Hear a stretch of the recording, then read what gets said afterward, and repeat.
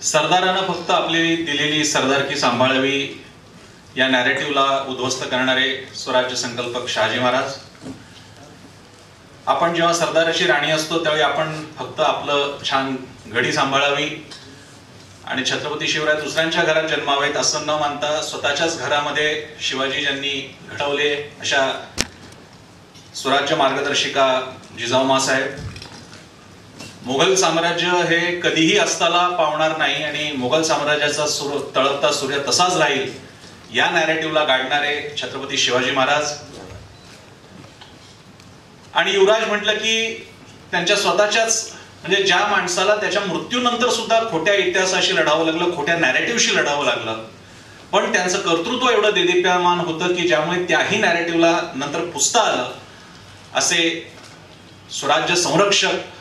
मी स्पष्ट सांगा, मला काय म्हणते की एक व्यक्ती राजकारणात येतो आणि तो 10 माझा विरोधक आहे, बरोबर, आणि ते तिघ असतात, त्यातला एक जण सत्तेत येतो, हे दोघं जण विरोधकच आहेत एकमेकांचे, पण हे डायरेक्ट त्याला जेलमध्ये टाकलं म्हणून एकत्र येतात आणि जनता यांना स्वीकारते. बरोबर. इकडं पण देवेंद्र फडणवीस आणि अजित पवारांच्या बाबतीमध्ये एकनाथ शिंदे यांच्या असं होतं, ते एकत्र येतात, त्यांना लादलं जातं. पण आज तरी पाहिलं तर त्यांच्या झालेल्या मेळाव्यांना, त्यांच्या होणाऱ्या कार्यक्रमांना गर्दी राहते. तसंच पवन कल्याणच्या बाबतीमध्ये विरोधक असताना ते सत्तेत येतात. तर अशी परिस्थिती झाल्यानंतर पक्षाच्या पदाधिकाऱ्यांनी आत्ताच्या स्पर्धेच्या युगामध्ये किती दक्ष राहिलं पाहिजे आणि काय भूमिका ठेवली पाहिजे? मी एक किस्सा ऐकला होता की हुशार राजकीय कार्यकर्ता कोणाला म्हणावा की जेव्हा नेता म्हणतो, समजा उदाहरणार्थ एखाद्या मतदारसंघामध्ये एक्स नावाच्या नेत्याला तिकीट मिळालेलं नाही, त्याऐवजी ते पक्षातल्या दुसऱ्या माणसाला मिळालेलं आहे किंवा आघाडीमधल्या दुसऱ्या पक्षाच्या माणसाला मिळालेलं आहे, आणि त्यावेळी तो नेता आपल्या कार्यकर्त्यांना म्हणतो की जाहीर कार्यक्रमात म्हणतो की आपण निकाल मान्य केलेला आहे, जो काही पक्षश्रेष्ठींनी घेतलेला आहे तो, आणि आता आपल्याला यांचं काम करायचं आहे. आता जाहीरपणे हे सांगून सुद्धा जेव्हा कार्यकर्त्यांना काम करायचंय म्हणजे नेमका काय अर्थ असतो आणि कामच करायचंय हे जे कळतं तो खरा कार्यकर्ता. त्यामुळे काही गोष्टी या मुळात तुम्हाला समजून घ्याव्या लागतात. उदाहरणार्थ तेवढं एक आकलन समाजाचं सुद्धा असतं. समाजाच्या आणि कार्यकर्त्यांच्या बुद्धीवर आपण विश्वास ठेवला पाहिजे. त्यांना हे कळत असतं. म्हणजे हे खरं नाही, हे खरं आहे का, म्हणजे खरं आहे. म्हणजे भाजप आणि राष्ट्रवादी काँग्रेस जेव्हा एकत्र आले, विशेषतः अजित पवारांची राष्ट्रवादी अशा अर्थानं, तरी भाजपच्या असंख्य लोकांना जाहीरपणे ते पटलं नाही, ज्याचं काही प्रमाणात आता आपल्याला उद्रेकही थोड्या वेगळ्या कारणासाठी बघायला मिळाला होता. ते खरंच आहे, पण हे आकलन असतं की अल्टिमेटली तिथे कोण बसलेलं आणि ते काय करणार आहेत ह्याची त्यांना नीट जाणीव असते. त्यामुळे ते मान्य करत असतात. अजित पवारांच्या कार्यकर्त्यांना हे नीट माहिती आहे की आत्ताची एक परिस्थिती, विशिष्ट परिस्थिती आहे. त्या परिस्थितीमध्ये म्हणजे जसं मराठीमध्ये म्हणतात की महापुरे वृक्षे उमळती तिथे लवाळे वाचती असं म्हणतात, तर तिकडे हा महापूर चालू असताना मोडेन पण वाकणार नाही नावाचं बाणं ठेवून चालत नाही. म्हणजे ते कार्यकर्त्यांना कळतं. म्हणजे मी तुम्हाला एक उदाहरण सांगतो. मी नाव घेऊन, तुम्ही म्हणाला ना नाव घेऊन सांग. जनता दल युनायटेड जेव्हा मोदींबरोबर गेलं तर जनता दल युनायटेडचे राष्ट्रीय निमंत्रक, वन ऑफ द राष्ट्रीय निमंत्रक हे कपिल पाटील. आता आमदार त्यांची संपेल आमदारकी विधान परिषदेची. हे कपिल पाटील म्हणजे ते नाही, म्हणजे भाजपचे नाही, हे कपिल पाटील म्हणजे शिक्षक भारतीचे कपिल पाटील. मी कपिल पाटलांना फोन केला, म्हटलं कपिल पाटीलजी तुम्हाला मी सल्ला द्यावा, एवढा मी काही मोठा नाही, मी राजकारणी पण नाही, तुम्ही माझ्याविषयी सगळ्या अर्थाने मोठे आहात, पण मला तुम्हाला एक, कारण आमचे संबंध खूप चांगले आहेत, मी म्हणतो मला तुम्हाला एक फक्त एक तुमचा स्नेही म्हणून सांगायचं आहे, तुम्ही जर का उद्या जेडीयू बरोबरच राहिलात, जी जेडीयू आणि जे नितीश कुमार आज भाजप बरोबर आहेत, तरी माझ्यासारख्या तुमच्या स्नेहाला वाईट वाटणार नाही. मी हे समजून घेऊ शकतो की तुमची ती परिस्थिती आहे. त्याचं कारण तुम्ही सत्तेबरोबर असला की तुम्हाला प्रत्यक्ष गोष्टी करता येतात. सत्तेची ती ताकद बाजूला नाही करताय, सत्ता लागते आपल्याला, आणि तुम्ही त्या सत्तेमध्ये असून जेव्हा इंटरव्हेन्शन जेवढं करू शकता ना, विरोधात बोलणं खूप सोपं आहे. मी जसं म्हणालो, महाराष्ट्रात आता जे आरक्षणाचं नॅरेटिव्ह चालू आहे, इंटेन्शन 100% योग्य आहे, 100%. पण ते ज्या प्रकारचे इंटेन्शनचे ते मान्य करायला विरोधक तरी लिखित स्वरूपात देणार आहेत का की आम्ही 100% मान्य करणार आहोत? ते पण नाही करत आहेत. पण जेव्हा आता ज्या अशा ऍडजस्टमेंट, आपण पुन्हा तुमच्या प्रश्नाकडे येऊया, तर मी कपिल पाटलांना काय म्हणालो, तुम्ही आता जर का जेडीयू जी भाजप बरोबर गेलीये त्यांच्या बरोबर जरी गेला तरी मी तुमच्याबद्दल गैरसमज करणार नाही, एवढं मी माझ्या पुरता मी सांगतो तुम्हाला. हेच त्यांच्याही कार्यकर्त्यांना कळत असतं. जे ते राहिले नाही, ते बाहेर पडले, त्यांनी स्वतःचा एक पक्ष स्थापन केलेला आहे, ते जेडीयू बरोबर आता नाही. पण विचार करा, आता समंजसपणा बघा कशाला म्हणतात. जेडीयू जेव्हा निकाल लागले या निवडणुकीचे आणि जेव्हा लक्षात आलं की हे सगळं सरकार जेडीयू म्हणजे दोन बाबू, एक चंद्राबाबू आणि दुसरे नितीश बाबू यांच्यावरती अवलंबून आहे, संजय राऊत म्हणाले नितीश कुमारांना आम्ही पीएम बनवायला तयार आहोत. आता इंडिया आघाडीला कोणी विचारलं का नाही तुम्ही कशाला नितीश कुमारला पप्प्या घ्यायला जाताय? नितीश कुमार जो तुम्हाला म्हणतो जो जाहीरपणे जे तुमच्या काय पाठीत खंजीर खुपसून यादवांच्या बिहारमध्ये भाजपकडे चाललेले, तुम्ही कशाला जाताय त्यांच्याकडे पीएम पद द्यायला आणि बाकीचं द्यायला? पण याला राजकीय आकलन म्हणतात. का? कारण त्यांच्या समोर काय होतं, या घडीला एनडीएची सत्ता आणू न देणं, भाजपची सत्ता आणू न देणं हे जर का उद्दिष्ट असेल तर बाकीच्या सगळ्या आपल्या अस्मिता, मी जसं म्हणालो ना नॅरेटिव्ह, दीर्घकालीन अल्पकालीन, दीर्घकालीनची गणितं वेगळी आहेत. तुम्ही तर हे म्हणता, मी तर तुम्हाला मी कुमार केतकरांना विचारलं होतं की शिवसेना आणि काँग्रेस एकत्र कशी काय?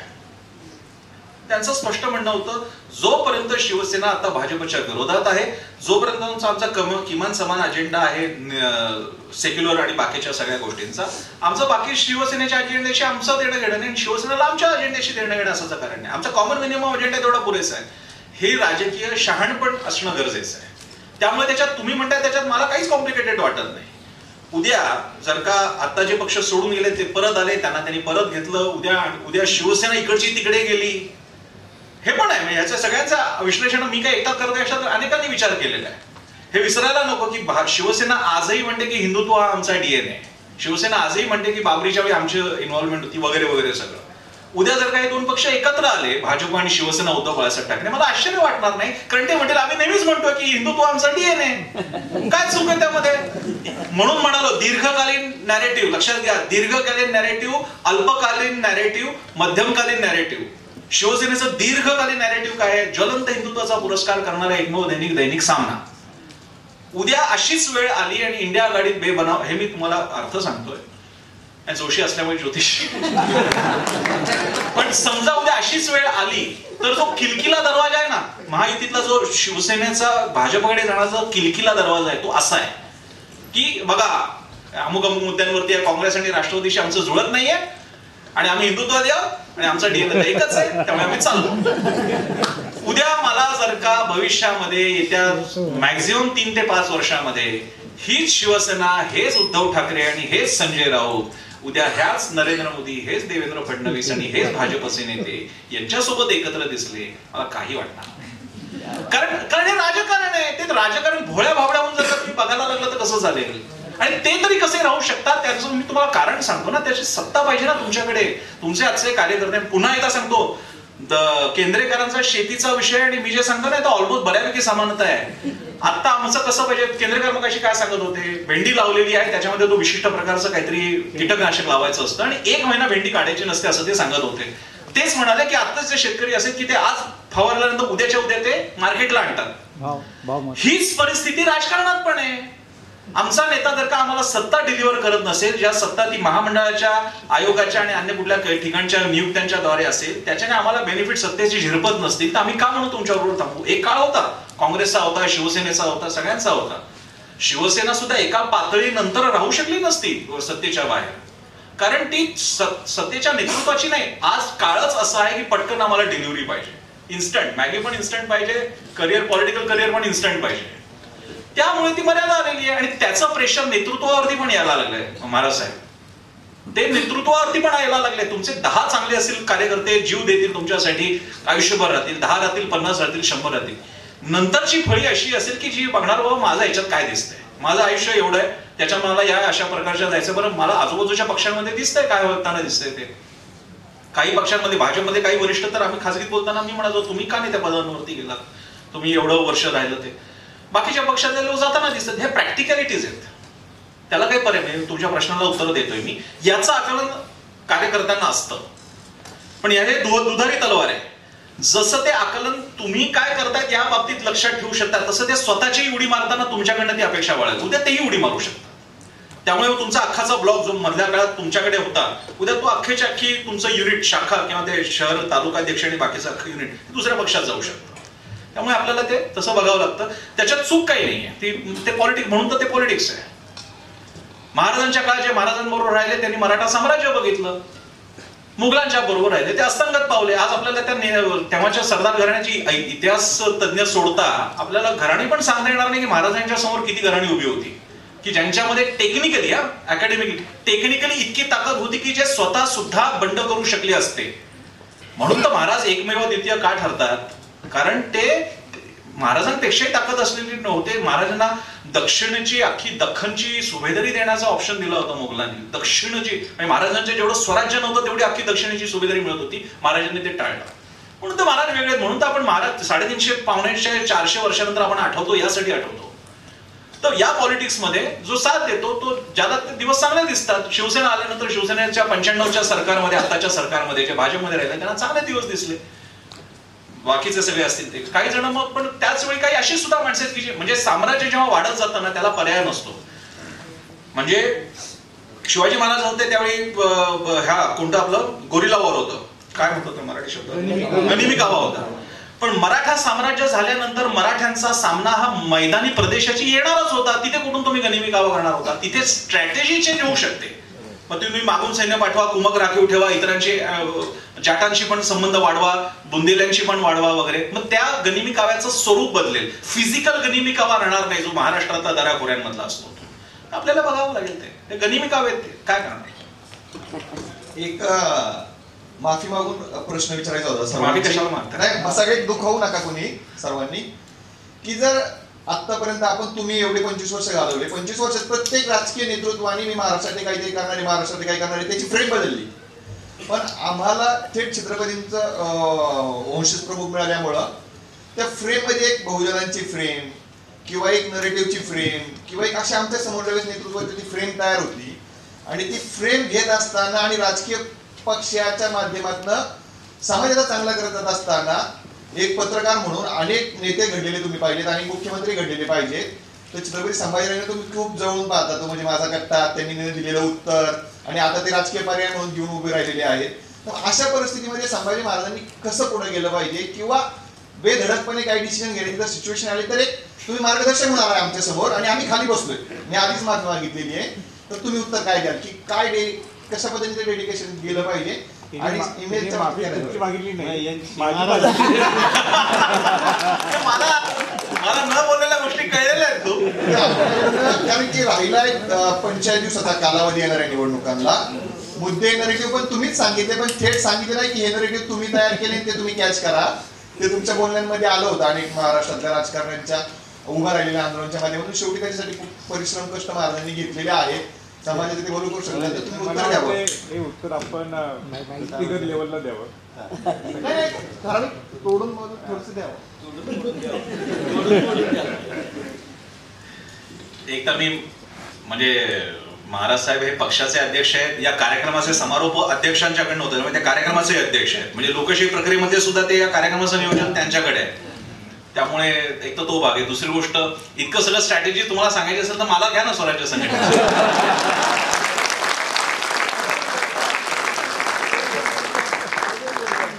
पण असं तुम्ही म्हणताय त्याला मी पुन्हा अगदी थोडक्यात उत्तर देतो. सविस्तर कदाचित नाही सांगता येणार काय केलं पाहिजे किंवा काय नाही. पुन्हा एकदा महाराजांच्या इतिहासाकडे. महाराजांचा इतिहास म्हणून का महत्वाचा आहे आपल्याला, तो तुम्हाला सगळ्या म्हणजे यशाची शिखरं पण आहेत छत्रपती शिवरायांच्या इतिहासामध्ये. आणि त्याच वेळी अतिशय मनाला डागण्यात येणारा असा, जेव्हा त्यांना मिर्झा राजे जयसिंगांबरोबर जेव्हा तहाच्या सगळ्या वाटाघाटी झाल्या त्यावेळी खूप माघार खूप घ्यावी लागली. नंतर ती मराठीने भरून काढली, नंतर काय साम्राज्य झालं वगैरे. पण असे सगळ्या भागातून ते अप्स अँड डाऊन्स मधून महाराज जातात. तर ज्यावेळी मोगलांशी जुळून घ्यायचं होतं आणि ती फ्रंट, कारण अनेक 5 शाह्यांबरोबर त्यांचा संघर्ष चालू होता. आणि मोगलांशी बोलताना म्हणजे औरंगजेबाला दिलेली पत्र जर का तुम्ही पाहिली त्यावेळी तुम्हाला दिसतं त्यांचं एक असतं रणनेतृत्व रणांगणातलं आणि दुसरं असतं मुत्सद्देगिरीचं नेतृत्व.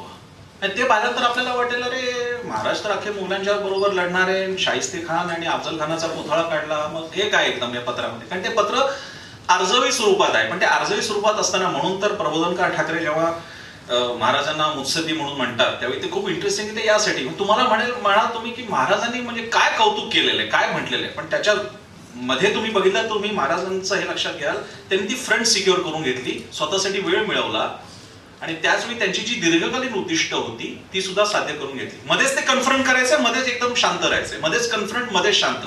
मग काही वेळा इतर शाळांशी जुळून घेतलं, एक दुसरी फ्रंट ओपन केली, दुसरी फ्रंट क्लोज केली, इतर शाळांवर आणखी कोणाची तरी ओपन केली. असं करत करत विचार करा, स्वराज्य एवढं, बाजूला 5 शाया, एक अख्खी मुघलशाही, त्यांच्याबरोबर जर का तोंड द्यायचं असेल तर दरवेळी मी तलवार घेऊन फक्त उतरतो. हिटलरने जी चूक केली हिटलरने जर्मनीमध्ये पुन्हा म्हणजे आपल्याला म्हणजे पुन्हा शिवाजी महाराज जागतिक का ठरतात, विश्ववंद्य का ठरतात, हिटलरने पूर्वेकडची पण फ्रंट चालू ठेवली, खाली दक्षिणेकडची फ्रंट आफ्रिकेमध्ये चालू ठेवली आणि पश्चिमेची तर होतीच त्याची, दोस्त राष्ट्रांची, अमेरिकेची, ब्रिटनची आणि फ्रान्सची तर होतीच. त्याशिवाय त्याला दुर्बुद्धी झाली रशियामध्ये घुसायची. थंडीमध्ये रशियात घुसणं म्हणजे जसं दसऱ्याच्या दिवशी मराठ्यांवरती आक्रमण करणं हा मूर्खच असू शकतो. ज्या दिवशी आमच्याकडे शस्त्राची पूजा होते त्या दिवशी जर का तुम्ही आमच्याकडे आलात तर हिटलरने हिवाळ्यामध्ये रशियामध्ये आक्रमण, ते भोग भोगायला लागले त्याला, त्याने सगळ्या फ्रंट्स ओपन करून टाकल्या. हेच हिटलरने एक रशियावरचं आक्रमण जर का ठेवलं असतं, रशियाला इन्व्हॉल्व्ह केलं नसतं आणि बाकीचं म्हणजे इथं एक साधारण फ्रान्स वगैरे जिंकून घेतल्यानंतर थोडा शांत बसला असता आहे तेवढं साम्राज्य घेऊन, आज कदाचित इतिहास वेगळा असता आणि आज हिटलर नायक ठरला असता कदाचित. त्याच्या बाकी त्या अॅट्रोसिटी त्याच्या खूप आहेत, जून विरोधाच्या, त्याच्या काही समर्थन नाही आहे त्याचं, पण इतिहास म्हणून तुम्हाला मी सांगतो तर त्याला महाराजांना त्याची नीट जाणीव होती आणि म्हणून महाराज हे अनेक ठिकाणी तुम्हाला त्या 5 शाह्यांवर लढत असताना त्यांनी दक्षिण दिग्विजय केला, साम्राज्य एवढं सामान दिलं, काही सोपी गोष्ट नव्हती. मग आता आपण तुमच्या उत्तराकडे येऊया. तर मग काय करायला पाहिजे असं तुम्ही विचारत होता. मी काय असं लगेच एबीसीडी सांगू शकणार नाही काही गोष्टी, कारण त्या पॉलिटिकली सुद्धा खूप वेगळ्या असतात, निर्णय त्यांना त्यांच्या पातळीला करायचा आहे, मी त्या पातळीला जाऊन विचार नाही करू शकत. तर तिथे मी जसं म्हणाल तसं एक तुम्हाला हे लक्षात घ्यावं लागेल आणि नेतृत्वावर विश्वास ठेवावा लागेल की हा माणूस जे करणार आहे ते आपल्या भल्यासाठी आणि संघटनेच्या भल्यासाठी करणार आहे. पूर्ण समर्पण, पूर्ण निष्ठा हे कोणत्याही राजकीय, मग तो धर्म असेल, ती संघटना असेल, तो राजकीय पक्ष असेल, नाही तर साम्राज्य असेल. एक छोटासा किस्सा सांगतो. ब्रिटिश का मोठे होते? ब्रिटिशांच्या एका अधिकाऱ्याने काहीतरी फार मोठं, जेव्हा ब्रिटिश साम्राज्य भारतात तयार व्हायचं होतं, काहीतरी फार मोठी गोष्ट केली. मला त्या अधिकाऱ्याचं नाव मी विसरलो. तर त्याला बंगालच्या नावाने विचारलं तुला काय हवं, काही माग. त्याने काय मागावं? तो म्हणाला मला तुमच्या तुमचा तेव्हा पश्चिम बंगाल नव्हता, बंगालपर्यंत होता, आम्हाला इकडे तुमचं लायसन्स द्या, आम्हाला आमची वखार स्थापन करायची, आम्हाला तुमचं तेवढं लायसन्स द्या. त्यांनी काहीतरी एका युद्धात नवाबाची मदत केली होती, त्याच्यामुळे नवाब खुश झाला आणि त्याने त्या अधिकाऱ्याला विचारलं तुला काय पाहिजे? तुम्हाला मला इकडे वखार स्थापन करायचं सुरुवात द्या.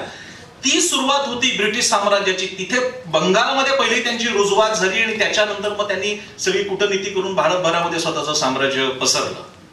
ही निष्ठा त्या माणसाला स्वतःसाठी मागवून घेता आलं असतं काहीतरी, तो श्रीमंत झाला असता. त्याच्या डोक्यात राणीचं राज्य होतं, त्याच्यात तेव्हा ब्रिटिश राणी होती, त्याला ब्रिटिश साम्राज्य महत्वाचं होतं. ही निष्ठा असते. ही निष्ठा आपण ठेवणार नसू आणि छोट्या छोट्या गोष्टींसाठी उड्या मारणार असू तर काय होतं त्याचं आपण गेल्या काही काळामध्ये बघतोय पक्ष संघटनांचं काय होतंय ते.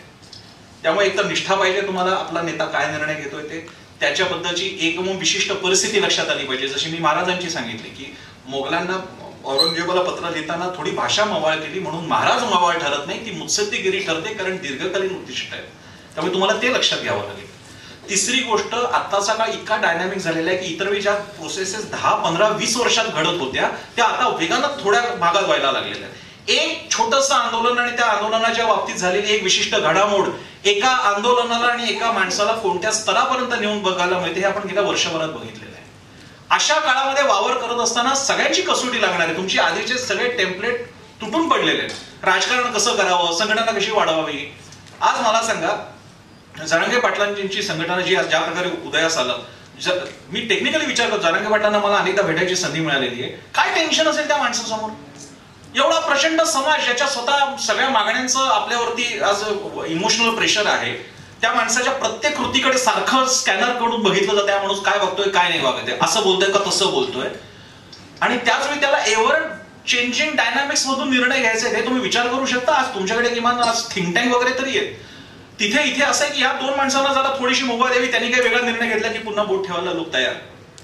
यामध्ये तुम्हाला निष्ठा पाहिजे की आपला जो कोणी नाही, ते जरांगे पाटील असतील, मग ते आणखी शिवसेनेचे अध्यक्ष उद्धव ठाकरे असतील, राष्ट्रवादीचे शरद पवार असतील, तुम्हाला माहित पाहिजे की या माणसाची आत्ताची कृती काय आहे, त्याचा भविष्यातला परिणाम काय, तो अशी कृती का करू पाहतोय, का थांबलेला आहे, का पुढे जातोय. या सगळ्याच्या पलीकडे तुम्हाला जाऊन जावं लागेल. तशा ऍडजस्टमेंट्स कराव्या लागतील, कारण आपण लोकशाहीमध्ये आहोत. आपण 350 वर्षापूर्वी नाही आहोत आणि 350 वर्षापूर्वी सुद्धा एवढी फ्रीडम नव्हतं. म्हणजे राजेशाहीवाल्यांना सगळ्यांना तलवार काढली की मिळत होतं अशातला भाग नाही. ऍडजस्टमेंट्स तिथेही होत्या. त्यांना तर म्हणजे नातलगांपासून स्वकीयांपासून सगळ्यांपर्यंत त्यांना सारख्या अडचणी फेस कराव्या लागल्या. इथं आपल्याकडे आणखी वेगळी परिस्थिती. अशा काळात आपल्याला पुढे जायचंय, त्यामुळे ते आपल्याला करावं लागेल. तुमचा जो मनातला मेन प्रश्न आहे तो मला माहिती आहे काय, तेही निर्णय घ्यावा लागला तर तो घ्यावा लागेल, जे मी कपिल पाटलांना उत्तर दिलं. आणि त्याच्यात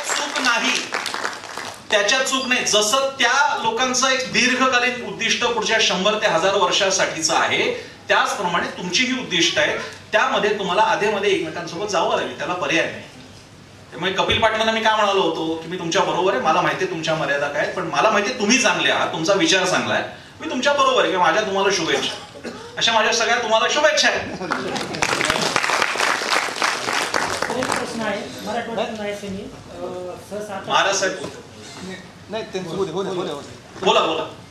आमचा महत्वाचा प्रश्न जिल्हा लेवल बोलतो. जिल्ह्यामध्ये आम्ही देशमुखांना भेट आलेले आहोत, लातूरकर सर्व. कारण की आमच्या लातूरचा विकास फक्त महाराष्ट्राला देशमुख दिसतात, विलासराव दिसतात, पण आम्हाला माहिती आहे आम्ही किती सोचतोय. मग आता आम्हाला एक पर्याय म्हणून आम्ही संभाजी महाराजांकडे बघतोय, स्वराज्याकडे पाहतोय. तर आमची अशी भूमिका आहे की स्वराज्य आम्ही तिथे घेऊन चाललो, तर ते कशा पद्धतीत घेऊन जावं. आणि सध्याचं जे मराठा आरक्षण आणि जरांगे पाटील आहेत, नरेटिव्हशी निगडीत प्रश्न असेल तर विचारा ना, पॉलिटिकल नका. म्हणजे बोला, प्रश्न पूर्ण करा, मी सांगतो. जरांगे पाटील आणि बाकीचं आहे, कारण की सध्याचं वातावरण राजकीय थोडंसं बदल आल्यामुळे आम्हाला स्वराज्य तिथं वाढवायचं, तर कशा पद्धतीत वाढवता येईल. मी मगाशी जे तुम्हाला सगळं सांगत होतो ना, त्याच्यात हे सगळे मुद्दे आहेत, हे मला माहिती आहेत, हे असे मुद्दे आहेत. ते मी जसं म्हणालो तसं काही वेळेला तुम्हाला त्या प्रवाहासोबत असावं लागेल. मी मगाशी काय म्हणालो, महापूर असताना तुम्ही वृक्षासारखे राहिला तर तुम्ही तुटून पडाल. त्याची तुटून राहायची गरजही नाही, कारण महापुराची समजा तिथे गरज असेल, नदीची गरज असेल तर तिकडे नदी तशी वाहेल. तुम्हाला त्यावेळी सोबत जावं लागेल. किमान समान कार्यक्रम हा आजच्या काळाचा मंत्र आहे. त्या बाबतीत तुम्हाला त्यांच्या सोबत जावं लागेल. जिथे सोबत आहे तिथे शक्य आहे, जिथे तुम्हाला इंडिव्हिज्युअल काम करणं शक्य आहे तिकडे इंडिव्हिज्युअल काम आहे. दरवेळी काउंटर करायची गरज नाही, आणि सगळ्याच गोष्टी सगळ्याच एका माणसाने केल्या पाहिजेत अशातलाही भाग नाहीये. शक्य तिथे सोबत, शक्य तिकडे सहकार्य, जिथे शक्य नाही तिकडे व्यक्तिगत काम, आणि त्याद्वारे जनतेमध्ये सारखं जात राहणं. मी म्हणून म्हणालो, तुम्ही जर का तुमचा टाइम स्पॅन 1 वर्षाचा मानला ना, तर तुम्हाला म्हणेल हे काय, इकडे भाजप पण एकत्र आलेले, इकडे बघा देशमुखांचं असं चाललेलं आहे, जरांगे पाटलांची एवढी ताकद आहे, आमचं स्वराज्य एवढंच आहे, आम्ही कुठून करायचं. सुरुवात तर करा. शिवबा संघटनेला माहित होतं का 5 वर्षापूर्वीच्या जरांगे पाटलांना तरी माहित होतं का की जरांगे पाटील स्वतः 2020-21 मध्ये काय असतील. मी त्यांचा ज्यावेळी, आता माझं जालन्यामध्ये मी 2-4 वेळा जाऊन आलो, अनेक संघटना त्यांच्या बाजूला आहेत की ज्या जरांगे पाटलांबरोबर काम करतात. ती माणसं छोट्या छोट्या संघटना आहेत त्यांच्या. जरांगे पाटलांनी त्या सगळ्यांबरोबर काम केले, तळागाळातून वर आलेला कार्यकर्ता आहे. आज तुम्हाला त्यांचं नेतृत्व दिसते, पण त्यांनी जे वाहनं झिजवलेले आहेत त्या लोकांना माहित नाही. तुम्हाला आता जर का तुम्ही 1 वर्षाचा स्पॅन ठेवला ना दादा, तर तुम्हाला सगळं वाटेल अरे बापरे केवढी अडचण आहे. तुम्ही जर का लढत राहिला तर कधीतरी एक तो कॅटास्ट्रॉफिक इव्हेंट घडतो. पुन्हा एकदा मला ते पहिलं महायुद्ध, दुसरं महायुद्ध. पहिलं महायुद्ध हे 2 राष्ट्र नव्हती एकमेकांना लढली. तो फर्डिनांड नावाचा राजपुत्र होता, त्याच्यावर गोळीबार झाला, 2 महिन्यामध्ये सगळे राज्य आले आणि त्याच्यामध्ये तो सगळा काला झाला.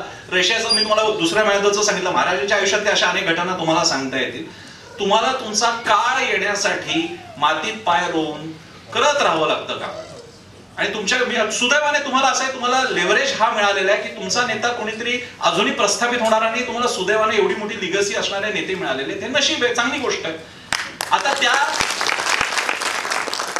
आता उदाहरणार्थ रविकांत तुपकर सध्या इंडिपेंडंट राजकारणी म्हणून पुढे येण्याचा प्रयत्न करत आहे. आता त्यांना तुलनेनं संघर्ष जास्त असणार आहे. त्यांची संघटना बनेल, ते आणखी पुढे जातील. संघटना कुठली, मूळ शरद जोशी, त्याच्यातून बाहेर पडले सदाभाऊ खोत आणि शेट्टींच्या पुढे आता आणखी पुढचे तर होत राहणार. ते तुमच्या सुदैवाने तुम्हाला एवढ्या गोष्टी बघायची गरज नाही. तुम्हाला एक नेतृत्व मिळालेलं आहे, त्या नेतृत्वाकडे त्यांचे एक दृष्टिकोन आहे, त्यांचं चांगलं पॉलिटिकल कनेक्ट आहे.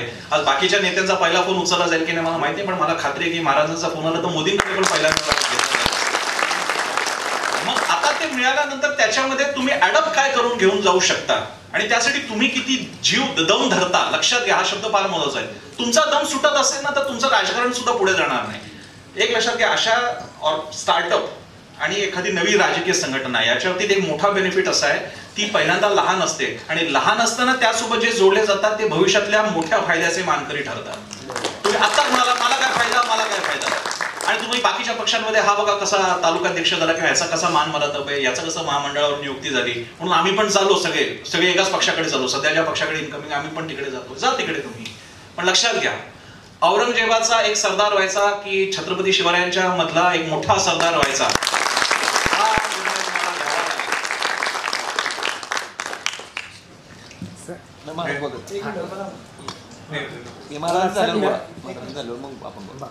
प्रथमतः मी प्रसन्न जोशींचं मनापासून आभार व्यक्त करतो स्वराज्याच्या माध्यमातून की आपण वेळ काढून आणि खऱ्या अर्थाने नॅरेटिव्ह काय आणि नॅरेटिव्हच्या माध्यमातून पॉझिटिव्ह काय होऊ शकते, नकारात्मक काय होऊ शकते, आणि आम्हाला सुद्धा तुम्ही विचार करण्याची एक वेळ आणलेली आहे की तुमचं नॅरेटिव्ह पुढं कसं असावं. Long term narrative, short term narrative, mid term narrative सुद्धा. पण हे नॅरेटिव्ह सेट करत असताना त्याच्या मागं कष्ट करावं लागते. ही त्यातली पॉझिटिव्ह लाईन तुम्ही दिलेली. धनंजय जाधवनी आपल्याला प्रश्न विचारला, त्याचा तो व्यक्तिगत प्रश्न होता. माझ्या बरोबर सहवासात राहून तो त्यांना मला विचारता येत नव्हतं, त्यांनी तुम्हाला प्रश्न पण त्याचं उत्तर तुम्ही दिलं त्यांना ते लक्षात नाही आलं. मगाशी हे म्हणजे प्रश्न विचारण्याच्या अगोदरच तुम्ही उत्तर दिलं होतं.